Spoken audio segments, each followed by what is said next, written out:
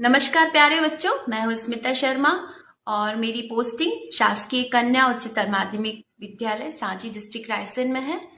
और आज हम पढ़ने जा रहे हैं एनसीईआरटी की बुक समकालीन भारत पार्ट 2 और हम क्लास 10th से चैप्टर 4 पढ़ेंगे कृषि। ठीक है, तो चलिए अपनी क्लास शुरू करते हैं। आज के चैप्टर कृषि की शुरुआत हम कृषि के अर्थ, कृषि के प्रकार और फिर भारत में उत्पन्न की जाने वाली फसलों के आधार पर पढ़ेंगे। ठीक है, सबसे पहले हम समझ लेते हैं कृषि का अर्थ। कृषि शब्द लैटिन भाषा के दो शब्दों से मिलकर बना हुआ है। पहला है एग्री, एग्री का अर्थ होता है सॉइल, और दूसरा होता है कल्चर, कल्चर का अर्थ होता है खेती करना। अर्थात हम कह सकते हैं कि एग्रीकल्चर का मतलब है मिट्टी में खेती करना। ठीक है, दूसरे शब्दों में हम कृषि का अर्थ समझें तो कृषि का अर्थ होता है फसल उत्पन्न करने की प्रक्रिया। किस तरह से फसल को उत्पादित किया जाता है, उसमें क्या क्या प्रोसेस होती हैं। ठीक है, जैसे बीज बोना, उसके बाद हम देखेंगे कि बीज को खाद डालने की जरूरत है, पानी देने की जरूरत है, फिर वो धीरे धीरे पौधे के रूप में बड़ा होगा। ठीक है, उसको पर्याप्त सूर्य की भी रोशनी की जरूरत है और साथ में पानी की जरूरत है। इसीलिए कुछ खेती जो है वो सिंचाई पे डिपेंड रहती है, और जहाँ पर सिंचाई नहीं होती है या पानी कम होता है वहां पर मोटे अनाज बोए जाते हैं, जिससे कि वो कम पानी में भी उग जाते हैं। ठीक है, तो चलिए अब हम डिटेल में इसको पढ़ते हैं। बच्चों, हम अच्छी तरह से जानते हैं कि कृषि की दृष्टि से भारत जो है वो विश्व का एक महत्वपूर्ण देश है। ठीक है, और भारत की 2/3 जनसंख्या जो है वो कृषि पर ही डिपेंड है। ठीक है,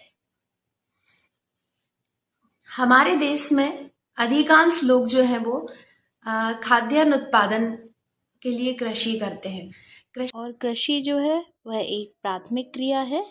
कृषि जो है वो खाद्यान्न के अतिरिक्त उद्योग के लिए कच्चा माल भी तैयार करती है। ठीक है, जैसे हम कपड़ा उद्योग की बात करें तो कपड़ा उद्योग के लिए कॉटन, रेशम, ये सब कृषि से ही पैदा होते हैं। कॉटन, जो कॉटन का पेड़ है, रुई निकलती है, रुई से धागा निकालकर उसको कपड़े में बदल दिया जाता है। रेशम जो है वो शहतूत का पेड़ लगाकर उस पर कीड़ों को पाला जाता है और उनसे रेशा निकाला जाता है। तो इस तरह से प्रत्यक्ष और अप्रत्यक्ष रूप से उद्योग भी कृषि पर ही डिपेंड है।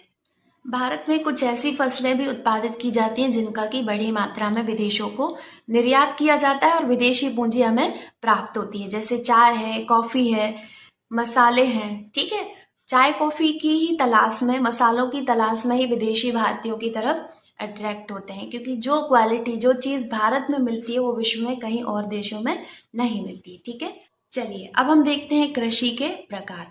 पहली है प्रारंभिक जीविका निर्वाह कृषि, दूसरी है गहन निर्वाह कृषि और तीसरी होती है वाणिज्यिक कृषि। ठीक है, तो भारत में 3 प्रकार की कृषि की जाती है। चलिए, तो सबसे पहले हम देख लेते हैं प्रारंभिक जीविका निर्वाहन कृषि। इस तरह की कृषि अब बहुत कम की जाती है, लेकिन अभी भी भारत के कुछ भागों में इस तरह की कृषि की जाती है। इस तरह की कृषि जो है वो आदिम औजारों पर डिपेंड है, जैसे ढाऊ है, ठीक है, और लकड़ी की छड़ी है। और साथ में ही यह कृषि जो है वो परिवार या समुदाय के कुछ लोगों द्वारा की जाती है। साथ में छोटे छोटे टुकड़ों में ही ये कृषि की जाती है। ये कृषि जो है वो पूरी तरह से मानसून पर डिपेंड होती है। पूरी तरह से कृषि की नेचुरल उर्वरता, मतलब इसमें किसी तरह का खाद नहीं मिलाया जाता है, जो उसकी नेचुरल, प्राकृतिक रूप से जो उसकी उर्वरकता है उसी पर निर्भर करती है। साथ में ही यह पर्यावरणीय परिस्थितियों पर भी डिपेंड करती है। अगर पाला पड़ जाता है या कोई भी तूफान कुछ भी आ जाता है तो ये कृषि नष्ट होने लगती है। ठीक है, इस पर किसी भी तरह की कृत्रिम मिलावट नहीं की जाती है। प्रारंभिक जीविका निर्वहन कृषि जो है वो कतन दहन प्रणाली पर डिपेंड होती है, यानी कि किसान और उसका परिवार जो है वो जंगली क्षेत्र को साफ करके काट कर किसी छोटे से जंगल के टुकड़े को उस पर कृषि करते हैं। ठीक है, और जब धीरे धीरे बार बार कृषि करने से इसकी उर्वरकता कम हो जाती है तो किसान जो है वो अगला जंगल का टुकड़ा साफ करके उससे जंगलों को जलाकर उस पर इस तरह की कृषि स्थानांतरित कर देता है। इसलिए इसको स्थानांतरण कृषि के नाम से भी जाना जाता है। क्वेश्चन बहुत आता है कि स्थानांतरण कृषि किसे कहते हैं, ज्यूमिंग कृषि किसे कहते हैं। तो आपको समझ में आ गया होगा कि स्थानांतरित कृषि इसी को कहते हैं। ठीक है, ये चूंकि नेचुरल रूप से इसमें उर्वरकता होती है इसलिए यह भूमि अच्छी हो रहती है, लेकिन इसमें किसान जो है वो आधुनिक तकनीकों का उपयोग कम करते हैं, इसलिए इसमें उत्पादकता बहुत कम होती है। ठीक है, भारत के अलग अलग क्षेत्रों में इसे अलग अलग नामों से जाना जाता है। जैसे हम भारत के उत्तरी पूर्वी राज्यों की बात करें, जैसे असम, मेघालय, मिजोरम और नागालैंड में इसको झूम के नाम से जाना जाता है, जबकि मणिपुर में इसे पामलू के नाम से जाना जाता है। वहीं पर छत्तीसगढ़, बस्तर और अंडमान और निकोबार द्वीप में इसको दीपा के नाम से जानते हैं। ठीक है, तो ये आपको याद रखना है क्योंकि ऐसा क्वेश्चन मैच द कॉलम में जरूर आ जाता है, या फिर वन वर्ड में आ जाएगा कि जैसे मणिपुर में झूमिंग कृषि या स्थानांतरित कृषि को किस नाम से जाना जाता है। कर्तन दहन जो कृषि है उसको विश्व के अलग अलग क्षेत्रों में, अलग अलग देशों में अलग अलग नामों से जाना जाता है। जैसे हम बात करें मैक्सिको और मध्य अमेरिका में इसे मिल्पा के नाम से जाना जाता है। ठीक है, वहीं पर हम देखें ब्राजील में इसे रोका के नाम से जाना जाता है, इंडोनेशिया में लदांग के नाम से जाना जाता है, वियतनाम में इसे रे के नाम से जाना जाता है। ठीक है, और भारत के अलग अलग राज्यों में भी इसको अलग अलग नामों से जाना जाता है। जो बुक में दिए हुए हैं थोड़ा आप देख लीजिएगा और अच्छे से लर्न कर लीजिएगा। ठीक, जैसे हम बात करें मध्य प्रदेश में इसे बेबर या दहिया कहा जाता है, और आंध्र प्रदेश में पोडू अथवा पेंडा कहा जाता है, ओडिशा में पामा डाबी कहा जाता है, झारखंड में कुरुआ और उत्तर प्रदेश में झूम के नाम से जानते हैं। ठीक है, तो ये आप अच्छे से लर्न कर लीजिएगा। मैंने बताया कि अभी मैच द कॉलम में या वन वर्ड में इस टाइप के क्वेश्चन आ जाते हैं। चलिए अब हम बात करते हैं गहन जीविका निर्वाहन कृषि की। गहन जीविका निर्वाहन कृषि उन क्षेत्रों में की जाती है जहां पर भूमि पर जनसंख्या का अधिक दबाव होता है, अधिकतर लोग जो है वो कृषि में संलग्न होते हैं, और जो कृषि है वो लोगों की जीविका का प्रमुख साधन भी होती है। यहाँ पर पीढ़ी दर पीढ़ी जो है जोतों का आकार छोटा होता जाता है। जैसे पिता है, पिता के 2 बेटे हैं, फिर उस कृषि यानी कि खेतों का बंटवारा 2 बेटों के हिस्से में आ जाता है। फिर इसी तरह उन बेटों के भी 1-1, 2-2 बेटे होंगे तो उनका भी पार्टीशन हो जाएगा। इस तरह से ये जो खेत हैं वो धीरे धीरे छोटे होते चले जाते हैं। इस तरह की कृषि में खाद्यान्नों का, कीटनाशकों का, उर्वरकों का बहुत अच्छी तरह से उपयोग किया जाता है, साथ ही सिंचाई की भी पर्याप्तता होती है। इसमें किसान के पास अलग से वैकल्पिक रोजगार न होने के कारण इस कृषि में भूमि पर अधिक दबाव आ जाता है, जिस कारण से भूमि की उर्वरकता भी धीरे धीरे कम होने लगती है। किसान जो है वो छोटी भूमि पर अधिक से अधिक कृषि करने की कोशिश भी करते हैं। ठीक है, चलिए हम कृषि का तीसरा प्रकार देखते हैं, वाणिज्यिक कृषि। वाणिज्यिक कृषि जो है वो बहुत बड़े स्तर पर की जाती है और वाणिज्य के लिए की जाती है। ठीक है, इस तरह की कृषि में आधुनिक यंत्रों, ठीक है, मशीनरी, साथ में कीटनाशक दवाओं, अच्छी किस्म के बीजों का प्रयोग किया जाता है। इस तरह की कृषि जो है वो बड़े भू आकार पर की जाती है ताकि इससे अधिक से अधिक पैदावार हो सके। साथ में ये मुद्रा दायनी फसलें होती हैं और बहुत बड़े स्तर पर इनका उत्पादन किया जाता है। जैसे वाणिज्यिक कृषियों में हम बात करें, चाय है, कॉफी है, रबड़ उत्पादन है, साथ में ही गन्ना उत्पादन है। इस तरह की कृषि जो है वो उद्योग के लिए कच्चा माल तैयार करने के लिए की जाती है। जैसे हम बात करें, चाय असम में बहुत अधिक उत्पादित होती है, कॉफी जो है वो कर्नाटक में बहुत अधिक होती है, ठीक है, और रबड़ जो है वो केरल में बहुत अधिक मात्रा में उत्पादित होती है। और ये सभी कृषि जो है वो उद्योग के लिए कच्चा माल तैयार करती हैं। जिन क्षेत्रों में इन सब चीजों का उत्पादन होता है उनमें परिवहन और संचार के साधनों का भी बहुत अधिक उपयोग किया जाता है। चलिए अब हम चर्चा करते हैं भारत में शस्य प्रारूप की। भारत में मुख्य रूप से 3 शस्य ऋतुएं पाई जाती हैं, रबी, खरीफ और जायद की। ठीक है, तो सबसे पहले हम रबी की फसलों की चर्चा कर लेते हैं कि रबी की फसलें अक्टूबर से दिसंबर के बीच में बोई जाती हैं और अप्रैल से जून के बीच में इन्हें काट लिया जाता है। ठीक है। भारत में प्रमुख रबी की फसलों में गेहूं, चना, जौ, मटर, सरसों आदि को शामिल किया जाता है। ठीक है। ये फसलें जो है भारत के मुख्य रूप से पंजाब, हरियाणा, उत्तर प्रदेश आदि राज्यों में बोई जाती हैं। ठीक है। ये जो है वो बड़े स्तर पर पैदावार की जाती है इन फसलों में, और यह भारत की प्रमुख फसलें होती हैं। साथ में ही हम देखें कि कुछ सिंचाई की सुविधाओं के कारण इन फसलों में अधिक से अधिक उत्पादन किया जा रहा है। भारत के पंजाब, हरियाणा, उत्तर प्रदेश और राजस्थान के कुछ भागों में हरित क्रांति के कारण रबी की फसलों का उत्पादन और अधिक बढ़ना शुरू हो गया है। चलिए अब हम चर्चा करते हैं खरीफ की फसलों पे।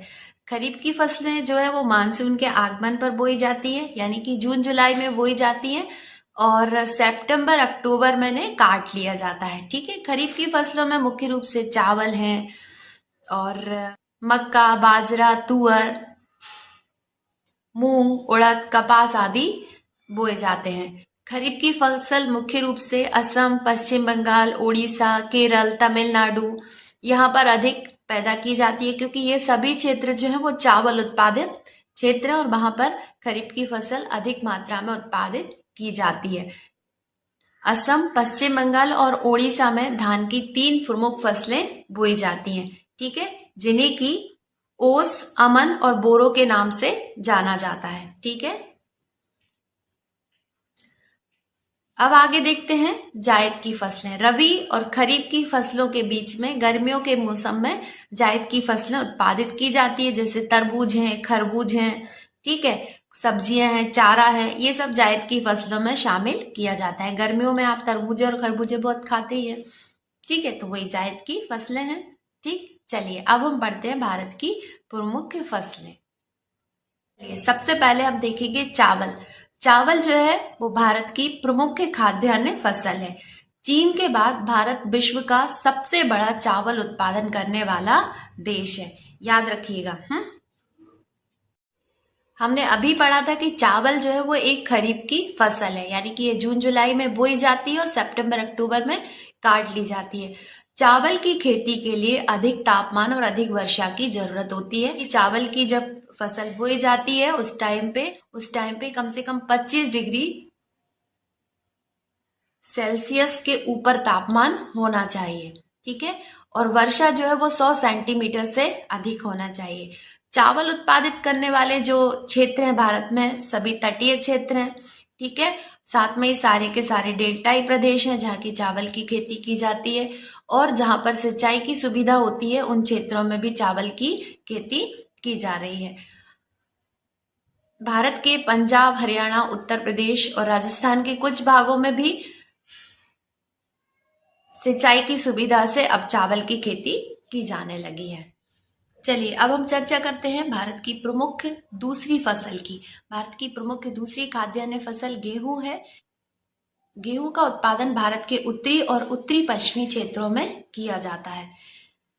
गेहूं जो है वो एक रबी की फसल है और इसको बोते समय शीत ऋतु का मौसम होना चाहिए और काटते समय खिली धूप की जरूरत होती है। ठीक है। और गेहूं के लिए कम से कम 75 से लेकर 100 सेंटीमीटर तक वर्षा की जरूरत होती है। गेहूं जो है मुख्यतः गंगा और सतलुज के मैदानों में बोया जाता है और साथ में ही है दक्कन के काली मिट्टी वाले एरियाज में भी बहुत अधिक बोया जाता है।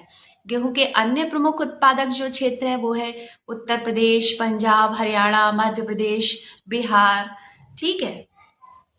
चलिए अब हम चर्चा करते हैं मोटे अनाजों की। भारत में मुख्यतः ज्वार, बाजरा और रागी जो है वो मोटे अनाज है। ठीक है। चलिए सबसे पहले हम देखते हैं बाजरा। बाजरा एक प्रमुख मोटा अनाज है और यह बलुआ और उथली काली मिट्टी में अधिक मात्रा में पैदा किया जाता है। बाजरा के प्रमुख उत्पादक राज्य गुजरात, उत्तर प्रदेश, राजस्थान और मध्य प्रदेश के भी कुछ भाग हैं और साथ में ये हरियाणा में भी उत्पादित किया जाता है। चलिए अब हम देखते हैं रागी। रागी जो है वो एक शुष्क फसल है और यह लाल, काली, बलुआ, दोमट और उथली काली मिट्टी में भी पैदा की जाती है। रागी के प्रमुख उत्पादक राज्य हैं कर्नाटक, झारखंड, सिक्किम, हिमाचल प्रदेश आदि। अब हम देखते हैं मक्का। मक्का एक खरीफ की फसल है और ये खाद्यान्न और चारे दोनों के रूप में प्रयोग की जाती है। मक्का के लिए 21 डिग्री सेल्सियस से 27 डिग्री सेल्सियस तक तापमान की जरूरत होती है। मक्का जो है वो जलोढ़ मिट्टी में अच्छी तरह से उत्पादित होती है। इसके प्रमुख उत्पादक राज्य कर्नाटक, मध्य प्रदेश, झारखंड, उत्तर प्रदेश, बिहार, तेलंगाना आदि हैं। ठीक, चलिए अब हम चर्चा करते हैं दालों की। भारत जो है विश्व में सबसे अधिक दाल उत्पादन करने वाला देश है और साथ में ही सबसे बड़ा उपभोक्ता देश भी है। क्योंकि भारत ऐसा देश है जहां पर अधिक से अधिक जनसंख्या शाकाहारी है और दालों में प्रोटीन बहुत अधिक होता है, इसलिए भारत में दालों का सेवन भी बहुत अधिक किया जाता है। आगे हम चर्चा करते हैं, दालों को कम नमी की आवश्यकता होती है, इसलिए अधिक जैसे शुष्कता है मौसम में तब भी दालों को बोया जाता है। दालें जो हैं अरहर को छोड़कर, ठीक है, अरहर को अगर छोड़ दिया जाए तो जो अन्य दालें हैं वो वायु से नाइट्रोजन लेके भूमि की उर्वरकता को बढ़ाती हैं, इसलिए ही दालों को जनरली अन्य फसलों के साथ रोटेटिंग के लिए बो दिया जाता है। ठीक है, अब हम देख लेते हैं कि दालों के जो मुख्य उत्पादक राज्य हैं वो है मध्य प्रदेश, महाराष्ट्र, कर्नाटक, उत्तर प्रदेश और राजस्थान। ठीक है, चलिए अब हम खाद्यान्न फसलों के अलावा अन्य खाद्य फसलों के बारे में चर्चा करते हैं। सबसे पहले हम बात करेंगे गन्ने की। गन्ना जो है वो उष्ण और उपोष्ण कटिबंधीय ऋतु का पौधा है और गन्ने की फसल के लिए कम से कम 75 से 100 सेंटीमीटर तक वर्षा की जरूरत होती है। साथ में ही गन्ने की फसल के लिए 21 डिग्री से 27 डिग्री सेल्सियस तक तापमान की भी आवश्यकता होती है। गन्ना जो है वो उष्ण और आर्द्र जलवायु का पौधा है। यह जनरली वर्षा वाला पौधा है और जहां पर वर्षा की कमी होती है वहां पर सिंचाई के द्वारा भी गन्ने का उत्पादन किया जाता है। हम अच्छी तरह से जानते हैं कि आप लोगों के आसपास गन्ने की बहुत खेती की जाती है और गन्ने से गुड़, खांडी सारी, शक्कर आदि बनाई जाती है। अगर हम विश्व में चर्चा करें तो ब्राजील के बाद भारत का गन्ना उत्पादन में दूसरा स्थान है। ठीक है, गन्ने की जो फसल है उसकी रुपाई के लिए अधिक श्रम की जरूरत होती है, उसकी सिंचाई के लिए। ठीक है, तो इसमें अधिक श्रमिकों की आवश्यकता होती है। गन्ना के प्रमुख उत्पादक राज्य उत्तर प्रदेश, महाराष्ट्र, कर्नाटक, बिहार, तमिलनाडु आदि हैं। चलिए अब हम चर्चा करते हैं तिलहनों की। 2017 के आंकड़ों में देखें तो चीन के बाद तिलहन उत्पादन में विश्व में भारत का दूसरा स्थान है और तोरिया के उत्पादन में अगर हम देखें तो कनाडा और चीन के बाद भारत का तीसरा स्थान है। इसके साथ ही हम देखते हैं कि भारत के कुल बोए गए क्षेत्र के 12% भाग पर तिलहनों का उत्पादन किया जाता है। याद रखिएगा 12% भाग पर। ऑब्जेक्टिव टाइप क्वेश्चन में आ सकता है भारत की कुल भूमि के बोए गए क्षेत्र के कितने प्रतिशत भाग पर तिलहनों का उत्पादन किया जाता है, तो आपको आंसर लर्न करना है 12%, यानी कि 12%। भारत के भूमि पर बोई जाने वाली प्रमुख तिलहनों में है मूंगफली, सोयाबीन, अलसी, नारियल, सरसों, तिल, बिनोला और सूरजमुखी। ठीक है, इनमें प्रमुख फसल है मूंगफली जो कि तिलहनों में सबसे ज्यादा बोई जाती है। वैसे तो जनरली तिलहनों का उपयोग खाद्य तेल के रूप में किया जाता है, लेकिन कहीं कहीं पर साबुन और सौंदर्य प्रसाधन के और उपटन आदि के निर्माण में भी तिलहनों का प्रयोग किया जाता है। ठीक है, चलिए अब हम चर्चा करते हैं चाय की। चाय जो है वो एक महत्वपूर्ण पेय पदार्थ है और इसको अंग्रेज सबसे पहले भारत में लाए थे, परंतु आज के समय में अधिक से अधिक भारतीय ही चाय के बागानों के मालिक हैं। चाय जो है वो उष्ण और उपोष्ण कटिबंधीय जलवायु का पौधा है और इसके पौधे के लिए ह्यूमस और जीवांश युक्त मिट्टी की आवश्यकता होती है। साथ में जल की निकासी अच्छे से हो जाए इसलिए ढलुआ भूमि की भी इसमें जरूरत होती है। चाय के पौधे के लिए बारिश अधिक चाहिए होती है। चाय की पत्तियां तोड़ने के लिए इसमें कुशल श्रमिकों की भी आवश्यकता अधिक होती है। और भारत में प्रमुख चाय उत्पादक राज्य असम है, उसके बाद पश्चिम बंगाल में जलपाईगुड़ी और दार्जिलिंग जिलों में चाय अच्छी उत्पादित होती है। साथ में केरल और तमिलनाडु में भी चाय का अधिक उत्पादन होता है। ठीक है, सन 2017 के आंकड़ों के अनुसार भारत जो है वो चीन के बाद विश्व का दूसरा सबसे बड़ा चाय उत्पादक देश है। अब हम चर्चा करते हैं कॉफी की। कॉफी भी एक प्रमुख पेय पदार्थ है जो कि भारत में यमन से लाया गया था और भारत में अरेबिका किस्म की कॉफी उत्पादित होती है जो कि विश्व विख्यात है। कॉफी की कृषि की शुरुआत बाबा बुदन की पहाड़ियों से हुई थी और आज के टाइम में नीलगिरी की पहाड़ियों के आसपास जितने भी राज्य हैं जैसे कर्नाटक, केरल और तमिलनाडु में कॉफी का अच्छा उत्पादन हो रहा है। चलिए अब हम चर्चा करते हैं बागानी फसलों की। 2017 के आंकड़ों के अनुसार भारत का सब्जियों और फलों के उत्पादन में विश्व में दूसरा स्थान है। अब हम देख लेते हैं अखाद्य फसलें। सबसे पहले हम चर्चा करते हैं रबड़ की।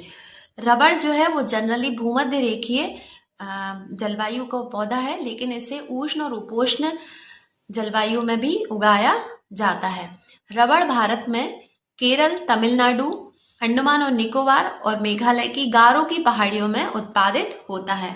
ठीक है, रबड़ जो है वो एक कच्चा माल है और रबड़ का उद्योगों में कच्चे माल के रूप में प्रयोग किया जाता है बहुत अधिक मात्रा में। रबड़ की खेती के लिए 200 सेंटीमीटर तक वर्षा की जरूरत होती है और तापमान 25 डिग्री सेल्सियस तक होना चाहिए। ठीक है, अब हम चर्चा करते हैं रेशेदार फसलों की। रेशेदार फसलों में भारत में जूट, कपास, सन और रेशम प्रमुख है। जूट, कपास, सन ये तीनों तो मिट्टी में उगाए जाते हैं, लेकिन जो रेशम है वो कीड़े के कोकून से प्राप्त किया जाता है। जो रेशम की फसल है उसे सेरीकल्चर यानी कि रेशम उत्पादन के नाम से जाना जाता है। चलिए अब हम चर्चा करते हैं कपास की।